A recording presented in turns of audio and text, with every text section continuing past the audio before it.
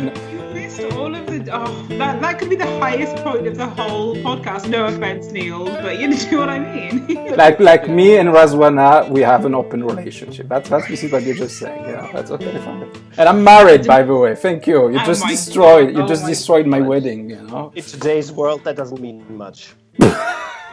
Oh wow, that's a little bit of cynicism there, Niels. No, I not cynicism. At least in Germany, I cannot talk about other countries. I will never talk badly about other countries, but in Germany we have a lot of websites that are dedicated solely to married people and betrayal things.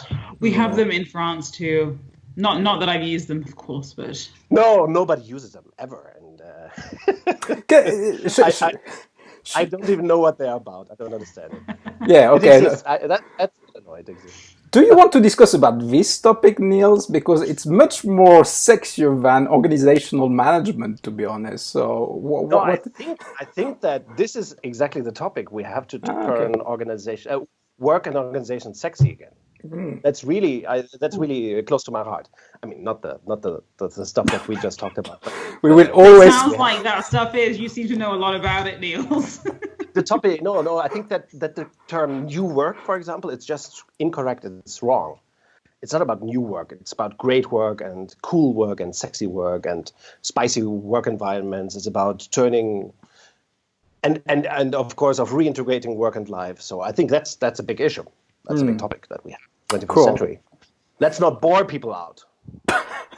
I think it was the highlight of this thing. You know, as soon as you bring, it would be so perfect. Imagine you have a podcast with work and sex. You know, that I think it will make sexy like a work. sexy work instead of new work. That's a good title. Okay, fine. That's your next book, by the way. I think sexy work. Is it your next book? It's a good title. Yes. Okay, let's copyright this as soon as possible. Okay. Welcome, Niels. I have no idea how you pronounce your last name. Sorry, my friend. I don't want, because I screwed up so many times the last name of my guest. So just tell me, how do you pronounce your last name?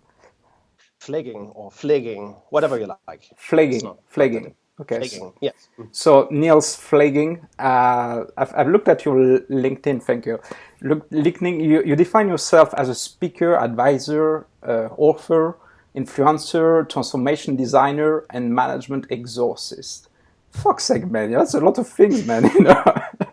But you have. I mean, are we already recording? You record. By the way, you're allowed to swear. You're allowed to swear on this podcast.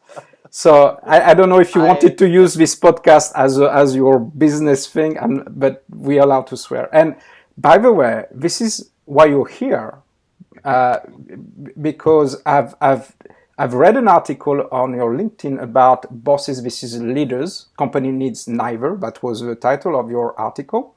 Yes. And I did some research, and I typed your name on YouTube, and I've seen your keynote at Agile Telecom, at the Agile Telecom convention in 2015. So imagine, Raz, it's like a room full of corporate people, right? With suits, ties and shirts and corporate as you can be. And in 2 minutes in his keynote presentation, Niels, he just said to the entire audience, he said, "You don't have a people problem. You have a fucked up organization." This is what he just said to the entire things and to me, and I just said, "Wow, this person, this guy needs to be on this podcast because you have the courage to say as it is. You don't use this language, which is very corporate language. You use exactly what we all think is happening in the work environment." But anyway, so.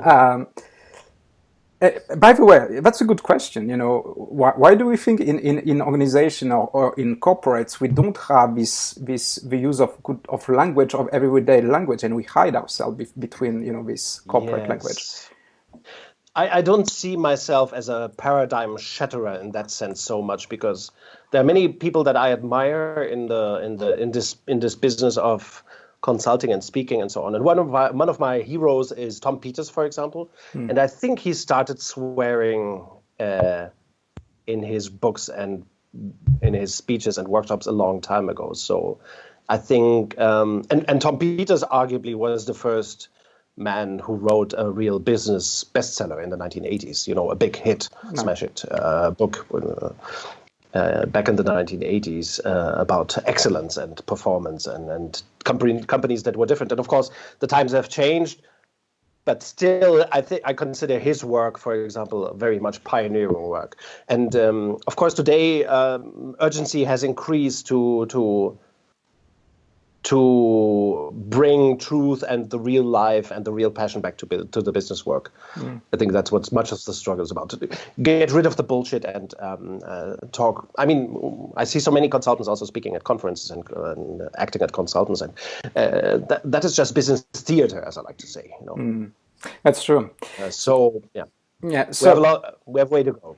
Yeah, that's for sure, by the way. But I like what you did there, and thank you for being on this show. I would like to say, by the way, before we kick it in, we have Raz Wahid, who is my co-host today because my traditional co-host Tim is sick. So thank you, Raz. Raz from the Relentless Movement. Raz is an excellent copywriter. You should hire her. Please hire her. She's so good. She's so good at what she does. Anyway, enough plugins, Raz. That's it. No, that. I didn't say anything. That's okay. That's fine. One of the things that I like actually, what you while you're here, you said something that resonated a lot with me. You said that management is a dead horse, right? You said that management is basically dead. And you say consistently. Can you explain us, why, according to you, management is dead? Mm-hmm. Yes, management is definitely dead. I mean, it's not a joke. It's not something to tease. It's not thought to be extremely provocative. It's a fact. As a matter of fact, management, the social technology from the industrial age, is dead. There's no doubt about it. Organizations are suffering from it. People are suffering from it. And the interesting thing is, I believe that most of us, I mean, we of course, we three, we belong to a scene that thing. We think we are cool. We have figured it out what the alternative could look like and so on. So we like to say pretty things about future of work and that kind of stuff. Still, many of us argue that management can be reformed or improved or reinvented, or there might be management 3.0, 4.0, 5.0. I think, and that's one of the points that I would like to make, always when I talk about the topic, management is just as reinventable as slavery. It could not be reinvented. It's wrong. It wasn't wrong when one of my other heroes, Frederick Taylor, invented it 105 years ago. I actually went to the cemetery where he's buried, and I also, I must admit, I sneaked onto the site of his former house where he lived in Philadelphia. So I'm a big fan of Frederick Taylor. Still, what question, though? What question? Did you took a selfie with the tomb of Frederick Taylor? No, I'm not a selfie taker. No. Fuck. Yes, I should. Yes. No, but it's not a public place, so I really it's pretty much a private in private ownership, I think. Okay. So I really had to sneak there, but I didn't do anything bad. Oh, you should have. It would have made such an interesting story. I should have taken a selfie. Next time. Yeah, maybe next time. 3 years ago. I didn't even think of it. Anyways, management, social technology, as Frederick Taylor envisioned it for the industrial age 105 years ago, that it was a brilliant idea for the industrial age. So he's really one of my heroes. I'm not being ironic or something. Frederick Taylor did a great thing. He revolutionized the world of work. But now it is time to revolutionize work again, because the conditions of work have changed dramatically over the last 100 of years. It has nothing or little to do with the internet or with cool things such as apps and the digital transformation. That's just the cream on the cake, so to say.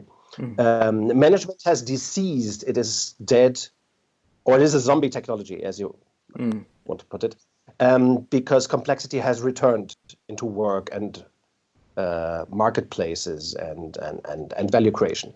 Let's say that around 40 years or so, complexity sneaked back into work. And management of social technology is perfect for dealing with that work that is non-complex, that is complicated, that can be simplified, standardized, ruled and controlled from the outside. That was the riddle that Frederick Taylor solved for the industrial age.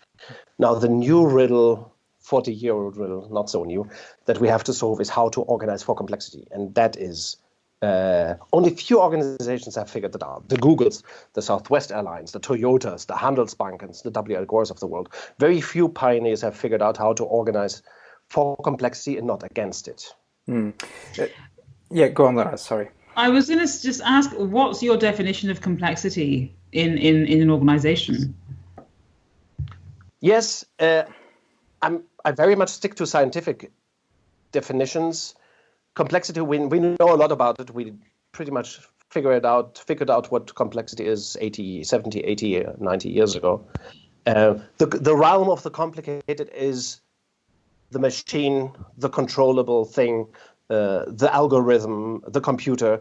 Those are, or an airplane, a car. Those are complicated systems. The complex is different from the complicated in that complex systems always create surprise. The climate, the weather, other people, our loved ones at home, children, or kids growing up, and so. And of course, people at the workplace, they are complex. They create surprises, and then teams, organizations, markets, societies. Those are complex systems. A complex system can be, I think one of the easiest ways to describe it is that complex systems can be recognized by that they create surprise. Complicated systems do not. As we say in German, they work or they are kaputt. Okay. Yeah, there's no more surprise in that. Right. Complex systems, surprising. So management is dead because we have this complex environment today. We have this era which is complex since the 70s. This is what you said, right?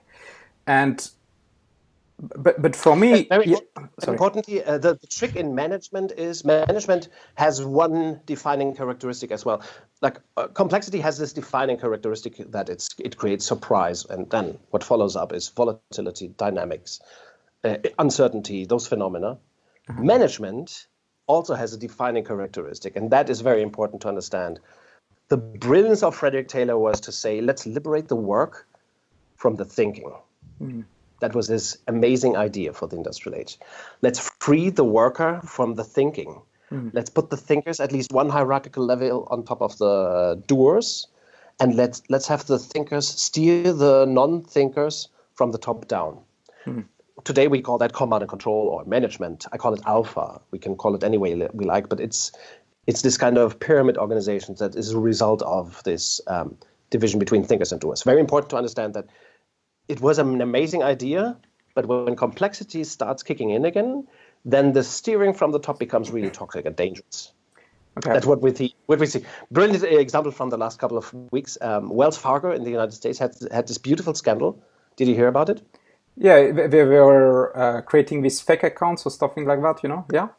Very interesting story. Yeah, Wells Fargo, big American bank, and management defined, okay, let's gain new customers and let's open new accounts. And they defined this in their management objectives target system as targets, and they got what they wanted.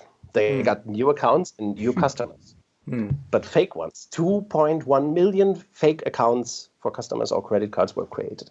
That is the brilliance of command and control. It defies reality. It works against centralized steering, works against market realities, and that of course is coming to an end now. It's the age of collapse that we are noticing. Command and controls are starting to collapse under the burden of centralized steering. So yeah, but that's yeah. Sorry, because I'm eager to ask this question.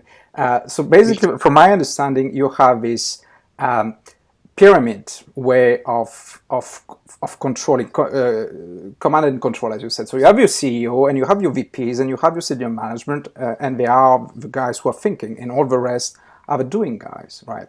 So this way, or well, something like that. Officially. Yes. Mm-hmm. So this way of managing an organization doesn't work anymore. This is not the way today, right? And yes. Yeah. Mm-hmm. So it's a zombie horse, this is you said, but still people use these org charts and pyramid and stuff like that, And more and but at the same time, I see new way of management. They call, by the way, nobody calls themselves manager anymore. They call themselves leader. You know, you need leader to be a leader or leadership, right? Because they try to reinvent that. So don't you think that this is, you know, we try to get away from this hierarchical thing and go to leadership things like influencing and stuff, no? The answer is yes and no. Right. You look, look in the 1970s, there was a guy, an engineer, Michael Porter. He wrote a big book about strategy.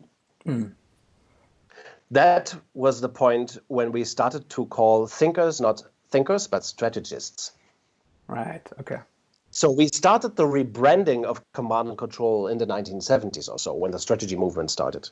And then those strategists, I mean, the strategic people started to call the non-thinking people operational people, which is just the same dismissive, we treat you as monkey, as stupid monkey stuff, you know. We just rebranded it. And now we are repacking, or not now, since the 1990s, we are rebranding management as leadership.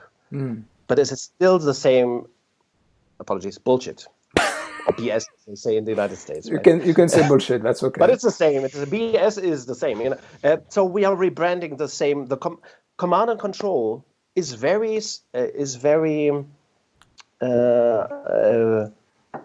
very resistant. It's very stable. It's very it tends to perpetuate itself. You know, command and control. The opposite of command and control, of course, is self-organization. We all know that. Yeah. Self-organization in teams, you know, and that can be done. We know that it works. It works in traffic. It works, you know, in families. It works everywhere in the world. Not in the business world, not in the world of work and organizations. We are very used to command and control. It tends to modernize itself, at least on the surface. So this is why recently I published this little article on bosses and leaders. Companies need neither. Leadership is not something that leaders do. Leadership is something that happens in self-organized social groups. We could also say that on an island, a group of people that is lost on a forgotten island, you always have leadership. It's in the group. It's in the social system. You don't need a leader to have leadership. By the way, it's the opposite. Once somebody started to think of his or herself as a leader, then self-organization starts to deteriorate, or it starts to be massacred, or, you know, eaten up by command and control. Self-organization and real leadership doesn't require leaders. Leadership happens in the space between people. And of course, it's hard for current organizations like Wells Fargo, or in my country, Germany, Volkswagen, to figure out that leadership is not something that leaders do. It's something that just happens in teams when they feel responsible and autonomous enough to run a little business on their own. This is something that Toyota figured out 50 years ago. Southwest Airlines figured it out 40 years ago, or you are both sitting in France. Favi, a little company, relatively little company in France, figured it out, I think, 20, 30 years ago. There are few pioneers of that. So what comes next? If management is dead, what's the alternative? Yes, the alternative is the model that I started to describe. Self-organized companies, organizations as a whole. They will be self-organized. They will be not pyramids, but, as I like to call it, peaches. Steered from the market, from the outside in, and creating value from the inside out. Ultimately, organizations have no alternative to radically decentralizing decision-making to the periphery. It's not a question of taste. It's not a question of local culture or style or national culture or age of an organization. Complexity forces organizations, managers, let's say managers, or complexity forces managers to stop the steering from the top down and actually to give up the idea of command and control steering from the top down and to take thinking away from the doers. We have to stop thinking like that. We have to start thinking there is the periphery in the organization that has a market contact, and there is the center that has to serve the periphery so that the periphery can serve the market. This is the logic, the systemic logic of organizations, not in the future, but already now. It happens secretly in all organizations. To put it differently, organizations, even the most horrible command control organization already has a peach inside it, secretly creating the value. I like the image actually, from a pyramid to a pitch, right? And I've seen your keynote when you have a drawing of the pitch, right? And it makes sense because, let's say, customer service people who are at the very border of a pitch, they are in the periphery. The periphery, right? They are in contact of their customers. So they are serving the customers. They know best. They know how the customer react, and they should be empowered to make the decision, right? And you put in the center of a pitch, I'm making like this gesture on the video. On the center, you still have management, according to your, if I remember very well, your model, right? And my question is, what these guys will do, these managers at the centers, because if you empower the periphery guys, which I totally agree with you, they should make decision, for sure. They know best. But what the fuck these CEOs and VPs, what they will do then? You said it. Yeah, I said it. I would never say that word in public. Oh, for fuck's sake, you said it. I don't know how many times you said it. We fucking do every single time we have this fucking podcast. Very nice that you said it, so I don't have to say it as much. I think your question started with a little mistake. Oh, really? Okay. Yeah, this is the work that I work with my client. The way I work with my clients in consulting as well. I tell them that you just said something wrong, so don't worry, it's not personal. No, that's okay. Don't worry. You said that managers are in the center. Yeah. Well, this is in my thinking. This is what I believe. Yeah, exactly. Yeah. That's the mistake. When we think about center and periphery, we think, okay, the managers must be in the center because they don't do shit for the customers. Yeah, so they don't do shit. That kind of little mistake. No, manager. Actually, a manager in the role of manager, nobody appears in the speech model. In the speech model, everybody has different roles. Gets a little tricky now. A manager actually isn't a manager. A manager that talks to the customer probably has a role in the periphery. A manager who organizes a party or signs a contract might be in the center. And a manager who plays golf with a customer might be in the periphery. The managers, as any other human being in a company or a working person in a company, have several roles. From the org charts, from the pyramid structures that we are fond of and that we know so well, we believe that every person must have one position. And that is not even remotely connected to the reality. The reality of the work is that every person has several roles. Some people may have 3 roles, or 5, or 17, or 27. In startups, for example, people have so many roles that nobody even thinks about center and periphery, top down. It just doesn't work. You have to, develop the product, talk to the customer, do accounting, recruit people, organize a party, and fight with each other. So we have, in a startup, we don't fall into the trap of command and control because the roles get, and the social density, the importance of informal structure, it gets in the way of overstructuring, of overcomplicating things. This is the beauty of startups, and this is what makes them, up to a certain size, resistant to command and control structures. And then, of course, when they have 30 people, 50 people, 100, 200, 400 people, command and control structuring kicks in. You hire a consultant who tells you have to make a budget, you have to have a strategic plan, you have to have a management by objectives, you have to have a bonus, you have to create a sales department.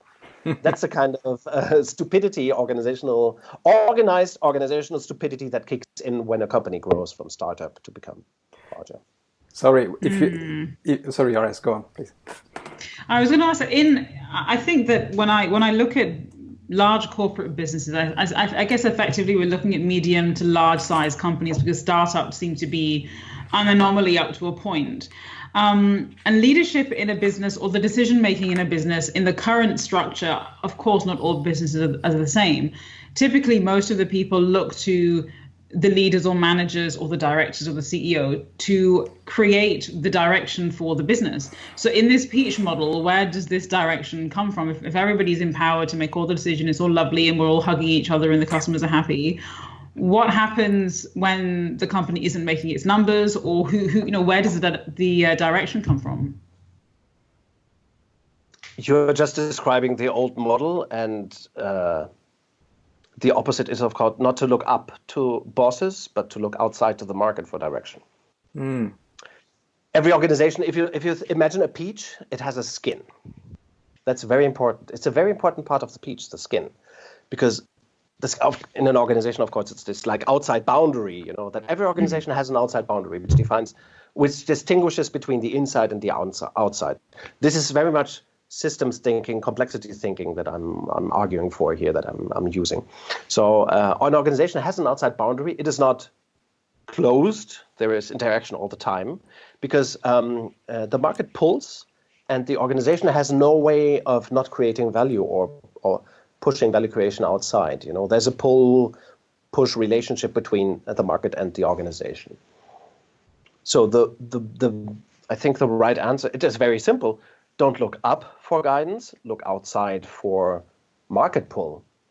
And then, of course, everyone in an organization, in a great organization like Southwest Airlines, Handelsbanken, Favi, Google, or in Germany, DM Drogeriemarkt, a great retail company that we have there. Everybody must be aware of the identity. Command and control organizations, they are great at hammering vision statements and lofty, copy-pasted value statements. They're on the wall, In a great organization, this quest for identity, this fight for identity, and this everybody understanding what is the business model, what are the main principles of the organization. This becomes much more important. Understanding the market, looking at the market all the time, and understanding the identity, which is the skin of the peach. And that, look at Toyota. At Toyota, everybody is very much, it's maybe one of the famous examples of a company that has mastered how to do that. They have this, let's call it positive brainwashing technique. You have to look at other people working before you should yourself step in and do work. You first have to understand the purpose and the principles of the organization before you should do any work at all at Toyota if you are hired. And Google also does that brilliantly. You probably saw the movie about people working at Google where the Nooglers have this propeller hat. Really? Have you seen it? No? No, I okay. I have quite a few friends who worked at Google or who work at Google. So during the first couple of weeks at Google, you have the new Googlers have to wear this propeller hat that identifies them, and that's not to say they are. It's exactly to say they are stupid. The Noogler cannot know how the company works. I mean, not stupid. They hire very smart people, and lots of people interview candidates before they come in. But then once you are recruited, the organization assumes that you are still relatively ignorant of how the organization works. So everybody has to be capable to identify you. And that's the secret of the Noogler, of the propeller head, that you work as a new Googler. So everybody pays attention and reserves time to explain you how the business works, how the company works, what not to do. I heard this amazing story about Google at some point hired somebody from, maybe, let's say, American Express or something, another company. And that person, after a couple of days or weeks at Google, she said, so where's the travel policy? We must have a travel policy. Oh, we don't have a travel policy, so we must write up one. And the Googlers told her, well, you could have one, but don't expect us to follow your travel policy. That's the kind of witty, seriously responsible reaction that in a great company, in a great organization, people must have with each other. Right, and I'm with you because I have a system approach myself as well. I really believe in systems. This intelligence that many people have. That's very true. Although I work in a big company myself, which was 100,000 employees. And in oil and gas. I don't work anymore in this company, but they will tell you it's you need a leader. The question that Ras said was very coming from our kind of brainwashing that we have. We need a leader, we need management because people you know, they will fucked up. They will screw up. You know, they can even cheat you. You know, and people are dangerous. They're dangerous. They can, you know, we need control measure. We need control. And this is why we have MBOs. This is why we have KPIs. We have dashboards. We have, you know, strategic work planning, whatever, you know, we have all these control measures. And this is where you come with this, I think, this theory X and theory Y, which to me is so compelling and revealing. You know, that explains a little bit why, you know, the way that we think is wrong, basically. But we don't trust people, right? Can you Yes. tell us a little bit more about that? You know, maybe, you know. Yes. Yeah. I think it's in fact it is a key point. The image of human nature that we have a hold in our heads and our hearts, it's the key point. Everything comes from it. You cannot build a great organization without jointly committing to the same human nature assumptions. That's what I like to say, you know. And of course, most organizations, they have never discussed human nature. They have not discussed what are people like, what are people in our company like. They very much think that, I think what you just said is beautiful. Follow the leader. You know, everybody must have a leader, and then everything is clear. Control from the top down, and that's it. We know that that doesn't work. I mean, that's actually anti-democratic. It sounds like an antithesis to modern societies. You know? The first another one of my heroes who first, I think, identified that we are in trouble with the image of human nature in our companies, Douglas McGregor. He came up with this idea in 1961 to say, in the industrial age, we imagined people as depending, partly lazy, you know. We imagine people as disliking work. People will try to avoid the work if they can. You know, they dislike the work. They actually try to circumnavigate the work. So consequently, then the role of managers is to force or bribe or seduce people into making an effort, to motivate people extrinsically. That's the role of the manager. McGregor put this differently. Another assumption in Theory X is that few people have creative potential, innovative potential. Few people are capable of creating, except when it comes to circumnavigating management rules. You know, so he put this very clearly. This is the image of human nature that the industrial organization has at its heart. And partly, I mean, 100 years later, we might say, not 55 years after McGregor, 100 years after the Industrial Revolution or so, we might say, okay, it's understandable that at the time we perceive the workers as ignorant people because they had no schooling, no real formal training. They were uneducated formally. So, okay, yeah, that was the image of human nature that we have. Now, McGregor says, and said this 55 years ago. This is why he's such an important personality for the history of business, for leadership as a whole.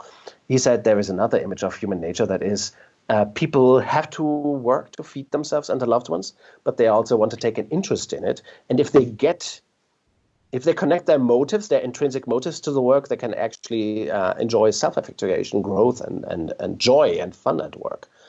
You know, so this kind of human being, you don't have to motivate him or her extrinsically. You have to create the boundaries so that people can perform, take responsibility. They can self-orient if they accept the boundaries and the overarching objectives of an organization. And actually, people, broadly speaking, everyone has creative potential. And Douglas McGregor made this point 55 years ago. Few people have understood it, I think. But so it's a big thing, a big elephant in the room in most organizations. McGregor says the Theory X type, the one that's uninterested in work, dislikes work, has never existed, does not exist, and will never exist. Absolutely. There's no scientific proof for him or her, you know. That person is just an image that we have of people at existing organizations. Let's put it like this. Command and control organizations dumbify and zombify and demotivate people. So we observe lazy, stupid behavior, but that does not come from lazy, stupid people. It comes from, I mean, there are exceptions, of course, but you know, we can be troubled and so on. There are depressions and sicknesses ever, but that's not what we're talking about. We are talking about everyone is intrinsically motivated. If we give people the right space, the right context, then people overall will strive to perform. I mean, it's not easy to make that happen. But what traditional organizations do is that they actively demotivate people. They stand in the way, command and control stands in the way of people using their motivation, their power, their potential at work. That's the tragedy of management, the social technology. We have managed the motivation out of work. The Gallup studies, the motivational engagement studies prove that over and over and over, People think I think that it takes a very insecure manager or leader to not expect creativity from their team, because isn't it a dream for anybody who is in a position of authority in a business to see their employees empowered and creative enough to make the business work without somebody saying you have to do this, right? So how, when we're in an age now where there are businesses definitely evolving away from that top-down approach, the pyramid approach, or they're opening themselves up to, emotional intelligence training and all the softer skills that most of us, are never even taught at school, right? But how can a business that has a very archaic approach to its management and its people evolve itself? What's your ideas to evolve itself into that peach format? Well, we have to change the model, not the people. We have to. The secret to organizational transformation, or to reinventing organizations, as some people currently say, is not to work the people. It is to work the system, the organizational models and organizational systems. We don't have a people problem. We have a systemic problem. Of course, people also get conditioned into the wrong ways of working and behaving. That also exists. But still, the root of the problem is not people. It is, social systems. Of course, school, university, and so on. Every organization basically gets exactly the people it deserves. That's what I like to say to managers. So if you observe lazy people behaving lazily and acting like demotivated zombies, it's a reflection of the system. By and large, it's a reflection of the system. Of course, to create a great organization isn't trivial. I'm not saying that treat people well and fairly and everything is just fun and easy. But if you want to see people fulfilling their potential, and teams and organizations fulfilling their potential, you have to create the right model. And certainly that model cannot be command and control. It has to be based on empowered teams in the periphery taking action.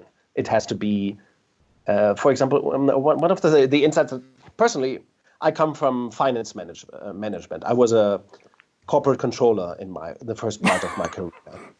Yeah, the irony. Sorry about that, man. No, I think that is a good profession, but still I did a lot of budgeting and reporting. I learned the real stuff that you might not have learned in whatever you did, Olivier. Oh, for God's sake, man, don't worry. Wait, I was a financial controller. No, I wasn't. No, but I wanted to be a marketer, but I became a finance guy. But still, both functions are pretty much fucked up, as we want to say here in this session. Again, but that's not a people problem. Again, corporate controllers are not the problem. Marketers are not the problem. HR people are not the problem. But we reside over processes that sustain command and control. For example, finance management, my former profession. All this budgeting, planning, plan actual variance, reporting. It is part of the model of steering. It helps managers to steer the company from the top down, to figure the numbers, fudge the numbers, manipulate the numbers, manipulate people into making the numbers. The bonus and incentive systems that HR people reside over are also part of command and control. All these systems are perfect for Theory X people. And remember, Douglas McGregor proved, I didn't much make this point maybe, but Douglas McGregor proved this 55 years ago that the Theory X person never existed and doesn't exist. So as one of the secrets to creating better organizations, it's not to get better in the soft side. because I think you mentioned this a couple of seconds ago. It's not about soft skills. The solution is not in soft skills or emotional intelligence. Oh shit! Don't say that, man. No, I mean, what is soft? Actually, this denomination, this term, soft skills, it comes from a time when we thought, oh, that is a plus. It's like the cream on the cake. It's beautiful, to have communication skills and conflict solving skills. But that is what we once called the soft skills are actually the hard skills. Of course. And what we once called the hard stuff, like targets, bosses, and so that is now the stuff that doesn't work, that is zombified, the zombified former hard stuff. So we really have to get our thinking right, and that means also that in complexity, those things like plan actual variance analysis, allocating resources from the top down, investment planning, succession planning, career planning, all that is very much under complex and over complex. It is and overcomplicated. It is actually wasteful and distracting and destructive for organizations today. So one of the secrets of getting rid of command and control is to get rid of command and control processes and practices. We really have to eliminate them, like budgeting. This is the way that I got into this whole question. Organizations obviously have to let go. They have to eliminate stuff like budgeting, performance appraisal, individual targets, kind of bullshit. Jesus. And I'm not kidding. It's a logic. It's a logical thing once you accept that complexity really exists, that surprise and dynamics really exist. Of course, we have to let go of rigid planning, annual target setting. It doesn't make any sense anymore. Man, did you ever had like corporate people like throwing stuff at you, during your keynote things? Because, if you tell exactly what you said to my previous company, people will just get angry, believe me, because for them, appraisal, the yearly appraisal, management by objective, MBOs, incentives, bonuses, the comp-and-ben department that we had in this company was so huge, we were just like, they had to calculate the incentive, the bonuses, everything was based on that, and if you tell them this is useless and worthless, I don't think that they would just like this, they wouldn't know how to react. So why it's useless, tell us, Nobody ever threw anything at me, but when I started this work, I was part of the so-called Beyond Budgeting Roundtable. Beyond Budgeting was an early movement of this, getting rid of command and control style thinking at the beginning of the 2000s. And so I became a director of the Beyond Budgeting Roundtable in 2003. And at the time, people were really skeptical. Really, really skeptical, especially when I talked to finance people, corporate controllers, and so on. They were really skeptical. So, and some people really hated hearing what we just discussed. I think times have changed. It's not because I did anything. Times have changed. People are listening, and I think managers. I don't believe that managers are to blame. They are not the problem. Managers are anxious to hear. Not to hear. Managers today, I think, are anxious to understand what the trouble is, to understand what is what is a better way of working, and what the consequences are. I mean, there will be much. I think in the next couple of years, we will see a couple of larger corporations transforming themselves. I'm firmly convinced that this will happen, and of course, there will be much unlearning and learning. But still, it is no secret how the alternative model of radically decentralized, agile, or peach organizations work. There are several examples, and we now know how change must be organized to do that kind of stuff. So I think there will be, over the next couple of years, we will see managers getting their hands dirty in unlearning and relearning. The times of being ironic or sarcastic about self-organization and, let's say, decentralized organization, unbureaucratic, post-command and control organization, that skepticism is pretty much done, I think. People are anxious to hear the alternative, and the cute thing is they are not getting it from their usual consultants, The alternative. cannot be sold by the usual consulting firms, which is why we will see a lot of change, I think, in the consulting industry as well over the next couple of decades. I so agree with you. Sorry, Raz, if you had a question, because but to me this is very important. You said something which is very important to me. You said there's trouble in the workplace at the moment. In organization Yes. there's troubles, lots of suffering. You see that people they know that something is wrong and they don't know. There's something wrong. They feel it. There's something Yes. physically wrong with the way that we're working today, and they don't know what to do. And we have tried to improve the old ways. Right. And we have tried better budgeting and better strategy. Exactly, and we are trying the leadership and whatever you just described, right? Yes. Better bossing. But at the same time, you see, what you describe, it makes me think about holocracy, about teal organization, like Frederic Laloux, this new way of self-organization, self-organize your teams, basically. And I've been to a conference where you had CEOs, and they said, well, we tried that. We tried it. We tried to self-organize. We did a pilot. It's always start with a pilot, by the way. We did the pilot, and we said which is one of the major mistakes. Right, but they said, okay, look. Well, they said, well, let's try self-management, okay, or self-organization. So we took the team in whatever country, whatever. They said, okay, self-organize yourself, and it didn't work, And it, but and I know why it didn't work, because to me, you cannot say that, just like you need to have a change of culture as well. You need to explain. You need to have everybody on board, because at the time, to me, it still comes from management. Management expect these magical solutions. That will make them things work. So they hear about holocracy, they hear about teal organization, they hear about self-organization, and they say, oh, that sounds great. It means that I still can make some profit and people will be happy. So let's try that, as a quick fix. So do you see this happening as well, in your work, basically? Yes, I believe that one of the ironies of management and business history is that organizations became hooked up and addicted to quick fixes and instruments in the 1970s, 80s, and 90s. But there was a boom of instruments and tools.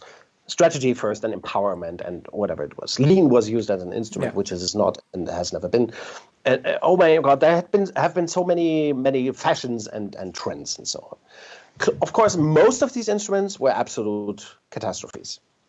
But still, I think managers, of course, probably feel stuck in this wheel of activism. Let's do something all the time. And some of the techniques, I will not say which of the ones that you mentioned. Some of these things are just techniques. They sell themselves as silver bullets. Holocracy. But the solution is, I will neither confirm nor say no about this. Fine. This is just a perpetuation of the past. Okay. This is just, tools, whenever somebody sells a tool, they overpromise and underdeliver. And that is the case in some of these concepts as well, or this concept, I think, specifically, because this particular kind of concept, they sell self-organization, but the actual method or how it is done doesn't deliver on that promise at all. If you look at the methodology behind it, it is not geared towards self-organization at all. So I recommend managers not just to buy stuff, but to keep the thinking, intact. Be critical. This is not about methods. That is a point I want to make in my books as well, Organize for Complexity, and the next one. This is not about methods or instruments. It is very much about getting rid of command and control principles and mindset and tools and practices. And there are many of those. Hundreds of practices must go to the garbage heap of history, must be put on the garbage heap of history to get rid of command and control organizations. Like your oil company that you worked for, it literally has hundreds of practices and rituals that are embedded in command and control thinking. Those must go. That's hard work to do that. It doesn't happen on one day. You need, as I like to say, 18 months to get rid of it. Only 18? Only 18? I would thought I would say like 5 years, but anyway, 18. No. If it would take 5 years, it wouldn't work. Okay. It can never take 5 years. Okay. Like if you look at how did Toyota transform itself from command and control to decentralized, and that was 50, 60, 70 years ago. There's nobody there left to ask, how it worked. But it surely did not take 5 years. You must make it faster. Okay. And also you have to strengthen other practices and have people figuring it out.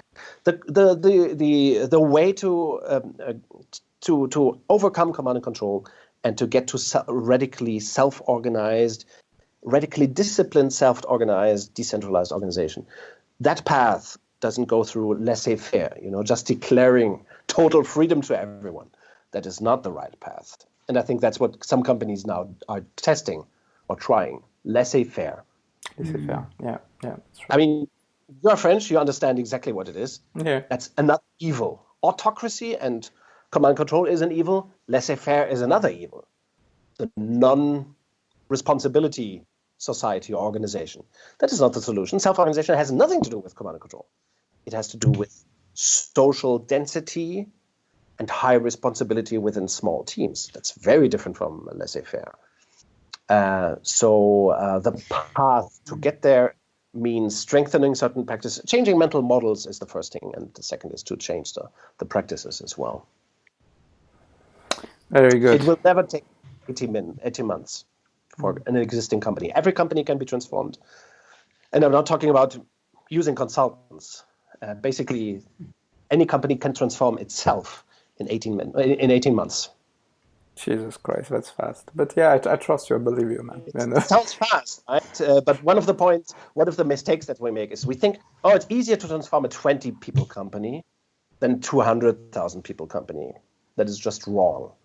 Because transforming an organization doesn't mean transform individuals. Yeah. It means transforming the communication, the patterns, the interactions. And that it is just as complex or difficult with 20 people as for 200,000 people. Few people get this principle that size doesn't matter in systems. Yeah, because to me, I had this discussion with my managers, and they always told me, well, look, it's good, exactly what you said at the beginning, it's good for startups, but we are, 150,000, 100,000, it doesn't work for us. We need to have all this rigid structure and processes and standards and systems, and everyone needs to know where it goes, because this is the thing. Again, it's a question of trust. It's a question of believing that your teams know best, and you can empower them and trust them. They will do their works, that needs to be done, right? But I think the size thing is still a big barrier in people's mind, I guess. Yes, but there are also assumptions that I would question in that what you just said. For example, if you have a startup, 15 people, and you work in a security in a business where security matters, safety matters, of course, all of these 15 or 20 people have to understand safety, which is not trivial. If you have 200,000 have to understand it. It's just as simple or difficult as with 20 people. It doesn't make a difference. Everybody has to understand safety and whatever it is, rules, and of course, it is as every individual has the same level of complexity. So it doesn't make a big difference if you are a startup or a large company, to transform thinking and values and behavior and patterns and communication styles. That takes as much time with one person or with 100,000. I'm not saying it's easy, but Malcolm Gladwell would probably say it takes 10,000 hours or so. Cool. To transform. And I think it's fundamentally true. It's also not true at all. It's a catchy phrase. It's an oversimplification, but still there's some truth in it. If you have 40 managers of 4,000. Each of them, if you move from command and control to decentralized, organized, a complexity robust organization, all of them will have to transform their behavior styles, of course. But still, they are all human beings that can do it. People are masters at change and adaptation to new circumstances, which is very important to keep in mind. It doesn't have anything to do with age or company. You mentioned something. You mentioned that you are currently writing a new book. Can we have just like a teaser of what it will be like? Your new book? Yes. The new book is actually my 5th book overall, but only one of these books was published in English this year, Organized for Complexity. So the next one is my 2nd book in English, and it's called Complexity Tools. And there, with my co-author, Silke Hermann, we dive deep down into the question of what are the practices that can work and what are the practices that will never work. For example, we explain there why planning is doomed and is a wrong approach in complexity.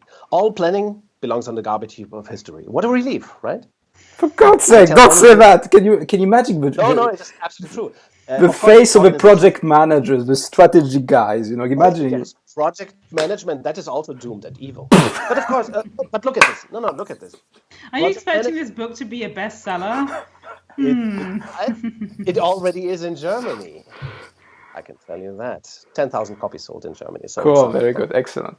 It's badly. No, the point is really all these alternatives to, for example, project management, or to planning, they already exist.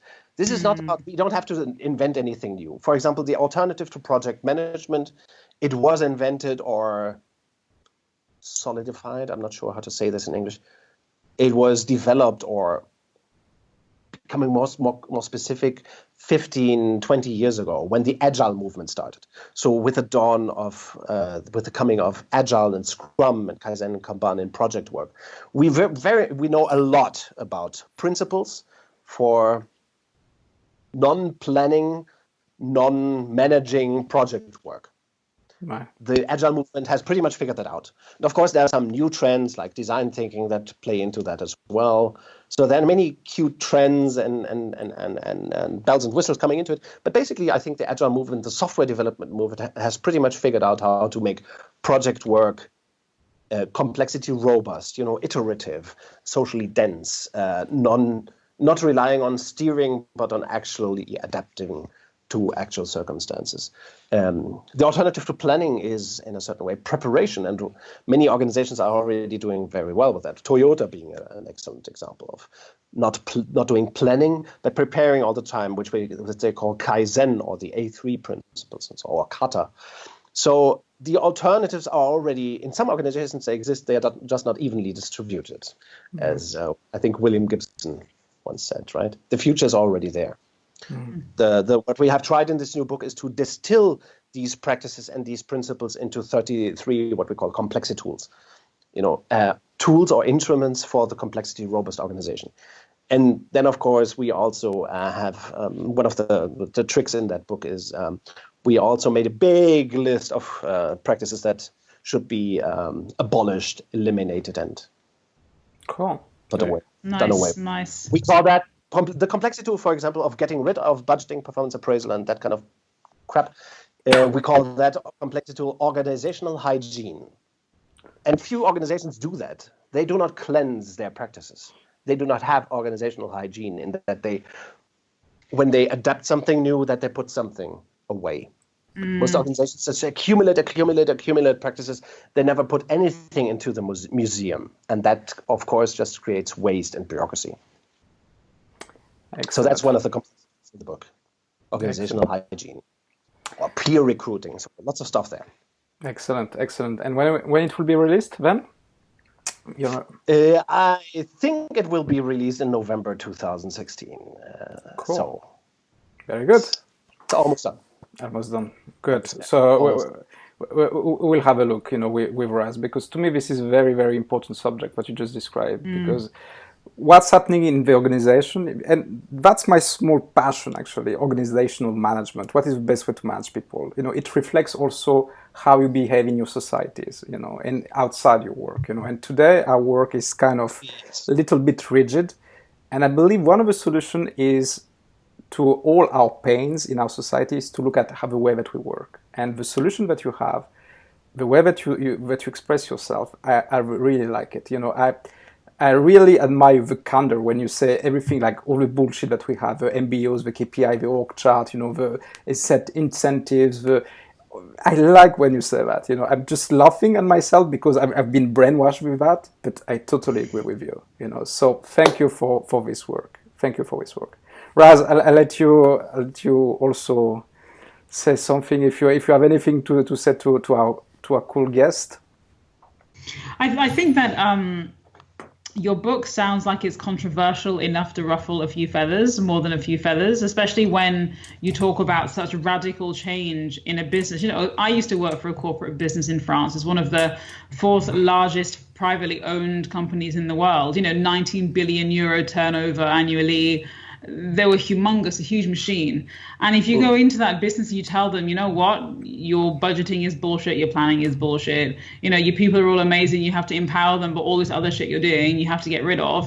I think that all have collective heart attacks because, it's almost like, well, if you strip away all that structure, what are we left with? And I think a lot of businesses are probably quite afraid of that. So your book will be an interesting one to challenge them to say, well, actually, here's the new way of working and here are all the tools you can use to implement it. I think it would be interesting for them to read it, but it's controversial enough to ruffle some feathers, and I like controversy, so it's a good thing. Yes, it's surely controversial, but what I can tell you is that I've been doing this work for 12, 13 years, and I've been living from doing this kind of work.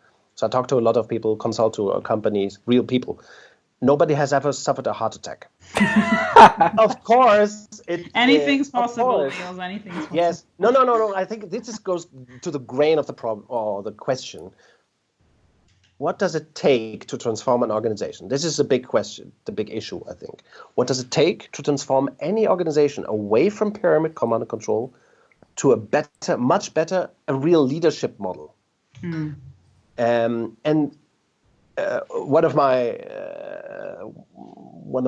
Another one of my heroes, Max Weber, one of the greatest sociologists of all time, he said that whenever people learn, they experience something that he called cognitive dissonance. It's a very common term these days. Yeah. Max Weber coined, the German sociologist. Cognitive dissonance means something like our thinking works in boxes. It happens in boxes, mental models, ideas, theories that we have of the world. And from time to time, we encounter different boxes, other theories, concepts, mental models that do not fit with the ones we have. And they are in conflict. And once we find this other box, this other mental model attractive enough, there is this tension between the new idea and the old idea. That's what Max Weber calls the cognitive dissonance.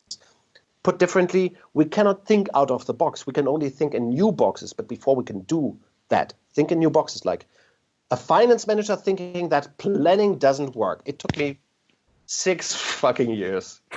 You said it! Yes! Yes, I said it. You said it! It took me 6 long years. Sorry. 6 long years. For fuck's sake, man! Now, Niels is out there. But I believe that explaining it properly and understanding what complexity means to the world and to work, people can figure this out in 6 minutes. They will, of course, feel bad for 60 minutes, suffering from cognitive dissonance, Max Weber said we cannot handle cognitive dissonance well on the long term. We always want to dissolve the cognitive dissonance by changing our existing mental models and adapting the new one, or by, for example, rejecting the new idea, the new mental model. We want to dissolve the cognitive dissonance. That feels bad. In other words, learning always feels terrible, or we feel stupid while we learn. And this is, I think, an important thing. Learning always makes us feel stupid. It's the same for all of us, We all feel a little bit stupid when we learn. And of course, it takes a little bit for an HR person to accept that, yes, performance appraisals cannot be improved. Bonus systems cannot be improved. It's just optimizing the wrong when we improve it, when we perpetuate it. It might hurt a little bit to accept it, but that's what I see. Today, most people already got it. They do not understand the alternative today, maybe, to bonus systems. But they already know that these are corporate evils or the dark side. We're not suffering heart attacks. Most people most managers, employees everywhere in the world, they already feel that something is wrong with management practices. And they are eager to learn the difference. And we must discuss it. We must have this. You just said it so beautifully. We must have this. We must have a little dialogue, a little discussion, a little bit debate, and we must. We must struggle with these ideas. Being confident. Niels, I really love this discussion because this is to me, I quit my job, my corporate job, to do exactly what you're doing. So my wish is actually to be in contact. I'm very serious, actually, to be in contact with you and to learn from you because we have so much work to do. So I love France. My French is so. That's okay. We'll split the world in half and we'll take over the world. That's okay. I'm just kidding, man. But I can say one thing. Say merde. That can. Fuck! You just made it. That's why. The best French Jesus phrase Christ! That's the only thing I remember. You need to be my French partner, my German partner. Sorry, that's okay. I have to relearn how to really do this right. How to say. That's okay. But seriously, I would be in contact with you because I need to pick up your brain. There's lots of things that needs to be sorted out, especially in France. So, thank you for being this awesome guest. Thank you for having these ideas. It comforts my view, my point of view. Raz, thank you as well for being here. And you just, I know that it was a very last minute, but it makes the entire difference. Having on this show. I think I will just fire Tim. That's it. I'll take you. Thank you, Raz, and please check out the Relentless Movement and hire Raz. She's an awesome. I'll put the link on the website in any case. Thank you very much, guys. Have a good night. Thank you very much, Bart. Thank you, Olivier. Take care. See you soon. Bye. Bye.